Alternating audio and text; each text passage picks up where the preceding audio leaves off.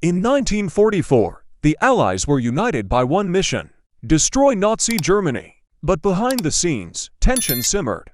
British officers whispered in private. American generals clenched their jaws.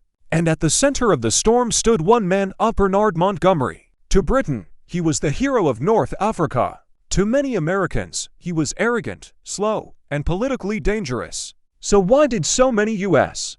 officers resent him? Was it ego, strategy, or a clash of military cultures? This is the story of ambition, rivalry, and the uneasy alliance that helped win World War I. In 1942, Britain desperately needed a victory. It came at the Battle of El Alamein. Facing him was the legendary German commander Erwin Rommel, the Desert Fox. Montgomery did not rush. He built overwhelming superiority in men, tanks, and artillery. He refused to attack until he was certain of success. The result? A decisive Allied victory. But something else was born there: Montgomery's reputation for absolute confidence in his own brilliance. He publicly declared that he would not lose. And when he won, he made sure everyone knew why. To the British public, he became a national savior. To some Americans later on, he would become something else entirely. When the United States entered the war, everything changed.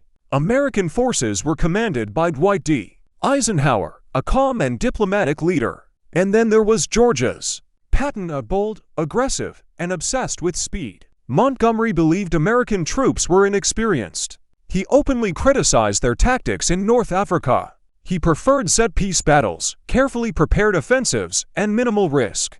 Patton believed in rapid maneuver, relentless attack, and bold exploitation. Their personalities could not have been more different, and neither man hid his opinion of the other. On June 6, 1944, D-Day, a largest amphibious invasion in history began. The operation was called Operation Overlord. Eisenhower was supreme commander. Montgomery was given command of all Allied ground forces during the initial phase. Montgomery promised a rapid breakthrough around Cannes. But the fighting became slow and brutal. American forces eventually achieved a decisive breakout during Operation Cobra. Many Americans believed their maneuver warfare had saved the campaign. But Montgomery later suggested everything had gone exactly according to his master plan. To American ears, it sounded like he was claiming credit. And that made the resentment worse. In September 1944, Montgomery proposed a bold plan for Operation Market Garden. The idea was daring. Airborne troops would seize key bridges in the Netherlands. Ground forces would rush through and cross the Rhine. It was high risk. American paratroopers were heavily involved. But intelligence reports warned of German armored divisions near Arnhem. Montgomery pressed forward anyway. The operation failed. The bridge at Arnhem could not be held. Thousands were killed, wounded, or captured. For many Americans, this was proof that Montgomery's careful reputation had cracks. And this time, it was their men paying the price. In December 1944, Germany launched a massive counteroffensive, the Battle of the Bulge. When American lines were broken in the north, Eisenhower temporarily placed some U.S. forces under Montgomery's command. Montgomery reorganized the defensive lines and stabilized the front. It was competent leadership. But then came the press conference. Montgomery suggested that his handling of the situation had saved the day. Many Americans felt he was downplaying the sacrifice and resilience of U.S. troops.